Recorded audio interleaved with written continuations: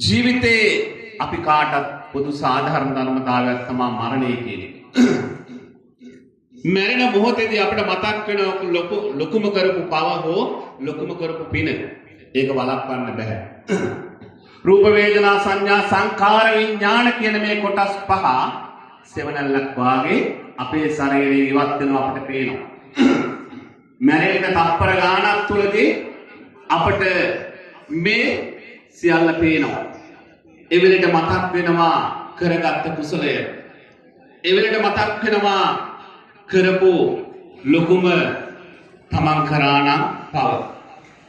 ඒක අත්තායනෝ කියන ගාථාව අනුව තමන් විසින් තමන් කරගත්තා වූ කුසලය හෝ අකුසලය තමන්ට ඵල දෙනවා. ඒ නිසා ජීවිතය කාටත් මේ මොහොතේ අන්තිමටම අපිට වෙන්නේ මාර්ගයේ පොදු ධර්මතාවයක් පමණයි. කවුරු මරණ සත්‍යයක් ගැනීමට අමතක වෙනවා. කතා කරන නිතරම මේ විඥානය ගැන විතරයි. රූප වේදනා සංඥා සංකාර විඥාන කියන මේ කොටස් පහ ඉවත් වුණාට දරක බැලක් සමානයි. ඒ නිසා පැයස්කතරක් කරන අපේ ශරීරයේ හැම අවලවන්න පුළුවන්. පැයස්කතරක් ගියාට පසු නැවත ගල් වෙන අපේ ශරීරයේ. ඒ නිසා ඒ ශරීර කූර නැවත ගල්ලා දවස් දෙක තුනක් යන ප්‍රෝසෙස් කරනවා. ඊට පස්සේ පණුව දානවා. මේ විදිහට එදාට අපි කියන්නේ මේ රතන පාලනේ මේ දේවල් මේ නම් වලින් කියන්නේ නැහැ. ඒ නිසා වණ කියන වෙලාවේ අපි දාන වලදලා ඔය පිටුතුන් තාම කෑම ආගෙන නැහැ. මේ වගේ වර්ෂාවක හිමාලයේ හොඳටම වර්ෂාපතනේ වෙනවා. ගාවේ වතුරට ගහගෙන ගිහිල්ලා මරණයටපත් වෙනවා. මේ ගාවේ පාවේ යනවා. උඩින් යනවා කුසලයේ සිටින කාක්කේ. මේ කාක්ක දකිනවා මේ මල සිරුර පාවෙලා යනවා. මේ කාක්කා වේගයෙන් අර ගවයාගේ ගොනාගේ ඇඟුලට ඇවිල්ලා ටිකක් වෙලා ඉඳලා බැලුවා කොටෙන් ගහලා හරි මිලෙක් රසයි කෑමට කර. හැබැයි මේ කාක්කා ටිකෙන් ටික කාම කකා අර ගඟේ වතුර ටික බීලා කාක්කා හිතුවා මට වෙන කෑමක් ඕනේ නැහැ. මේක තමයි මගේ හොඳම කෑම. ඒ නිසා මම මේක උදේ නාම කෑම කකා මගේ ජීවිතේ ගත කරනවා කියලා.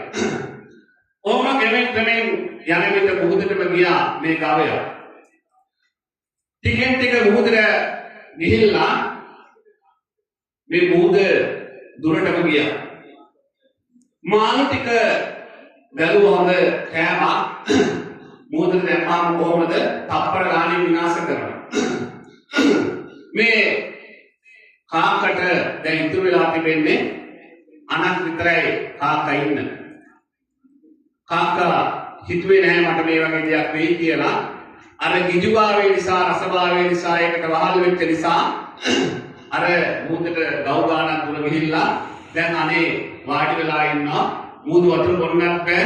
කාක්කට කරගන්න දෙයක් නැහැ. කාක්ක උතුරට පියාඹනවා දකුණට පියාඹනවා වයඹට පියාඹනවා ඔය විදියට හැම පැත්තටම පියාඹනවා. කාක්ක හම්බත් වෙලා හොඳටම කාක්කට ගහක් කොළක් පේන්නේ නැහැ. ඒ නිසා කාක්කා ඉබේම බිමට වැටලා මුහුදට වැටුණා. ලොකු මානෙක් කැවිලා මේ කාක්කව අනුභව කරා. විහාරට ගෑල්ලා පිටුණා. ඒ නිසා හිමාල වනයේ හිටපු ඊශ්වරයේ ලුණු ඇඹුල් ටිකක් හොයාගන්න උඩින් ගමන් කරනකොට මිනිස්සු පුල්ටක් හොයාගෙන ගමන් කරන අතරදී මේ කාක්කගේ විහාරට දැක්කා. මේ ඊශ්වරය කල්පනා කරනවා කොහොමද මේ කාකට මේ කොහොමද මෙතෙන්ට විහාරටක් ආවේ කියන මේ මුහුදු මැදට. ඊශ්වරය බලනවා අර හිමාල වනයේ හිටපු හරකාගේ පිටුපිට තමයි අනිවාර්යෙන් වෙන්නේ නැත්තේ. ඒ නිසා මේ හරකාගේ පාවෙලා තමයි මේ කාක්ක ඇවිල්ලා විනාශයටපත් වුනේ. ඒ නිසා ජීවිතේ ගොඩක් කර්ම ඉගෙන ගන්න තිබෙනවා. මේ ඊශ්වරයා තවත් කට්ටියට බුදුවරු නැති ලෝකේ ඊශ්වරු බණ කිව්වා. ඒ නිසා මේ කාලේ ඕක හිමාලයට ගිහිල්ලා නැවත්තත් ඉෂුවරුන්ටම දේශනා කරා.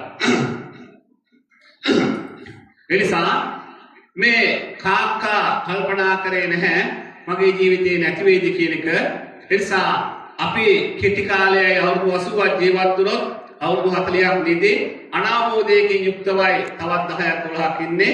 ඒ නිසා කෙටි කාලයේ අපි ජීවත් වෙලා තිබෙන සිහියෙන් ඒ නිසා මේ කෙටි කාලය තුල බිනත් දහමක් කරගත්තොත් තමයි අපේ ජීවිතයේ යථාර්ථය අවබෝධය වෙන්නේ. ඒ නිසා මේ ඊශ්වරය එහෙම නැත්නම් ප්‍රකාශයටපත් කරනවා අර කාක්කට උනේ ඒ කැමරට ගිජුවීම නිසා මස් කැබලට ගිජුවීම නිසා කාක්කගේ තේරුනේ නෑ මහමෝදර ගහගෙන ගිහලා කාක්කගේ ජීවිතේ නැතුණයි කියන එක. ඒ නිසා බුදුජානක වහන්සේ දේශනා කොට වදාළේ උත්තාමති ධනම්මත්තේ කියන ගාථාව අනුව අපි මොනව කරත් අපි දෙවෙනි පරම්පරාවක් වෙලින් ඉතුරු කළ මේ ලෝකේ සමුගන්නවා. උත්තාමත්තේ අපි දරුවන්ට ආදරේ. හාමුදුරනේ මගේ ජීවිතේ ගත වෙන්නේ මේ දරුවන් නිසා. හාමුදුරනේ මම මේ ජීවිතේ ගත කළ තිබෙන්නේ දරුවන් නිසා. ඒ නිසා ධනම්මත්තේ මම හාමුදුරේ ජීවත් වෙන ඕනේ හින්ද දරුවන් නිසා බිරිඳ නිසා මම ධනය රැස් කරන්න ඕනේ හාමුදුරනේ. ඒ නිසා අපි මේ ධනය රැස් කරොත් තමයි අපිට මේ ජීවිතේ ගත කරන්න පුළුවන් කියන මතයෙන් ඉන්නට පුළුවන්. ඒක ඇත්ත. හැබැයි උත්තාමති ධනම්මති දිබාල විහංජති. ඒ නිසා අපිට පුතුත් නැහැ දරුවොත් නැහැ කිසි දෙයක් නැහැ. සභාපතිපත් කරන්නෙත් අපේ ගුරුවරයාපත් කරන්නෙත් සමාජේ. ඒ වගේම ලෝයකම්පත් කරන්නෙත් මේ මිනිස්සයමයි. ඒ නිසා ගුරුවරයයි ලෝය හැම කෙනාම පත් කරන්නේ මේ මිනිස්සයා. උපදෙන් අරන් ආවද මම ගුරුවරයෙක් කියලා නෑ. උපදෙන් අරන් ආවද මම මේ ගමේ සභාපති කියලා නෑ. උපදෙන් අරන් ආවද මම මේ සමාජයේ බෝසත්ම කියලා නෑ. ඒ නිසා අපි ගුරුවරයා වුණ 60 වෙනකන් ඉඳලා ගන්නවා. මම තමයි ගුරුවරයා. මම හොඳට ඉන්න ඕනේ. ගතිගුණ පෙන්නන්න ඕනේ. ලෝය කෝට් එක ඇඳගෙන කියනවා මම තමයි ලෝය. මම අවුරුදු 60 70 වෙනකන් අන්තිමට කල්පනා කරනවා පන්සලේ හාමුදුරුවෝ ඉන්නවද? මට දැන් අවුරුදු 70ක් වෙනවා 65ක් වෙනවා. මම පන්සල පැත්තට හැරෙන්න ඕනේ. එදාට ඔබට සල්ලි දෙන්නට පුළුවන්. එදාට ඔබට කාලය දෙන්නට පුළුවන් ශක්තිය නැහැ.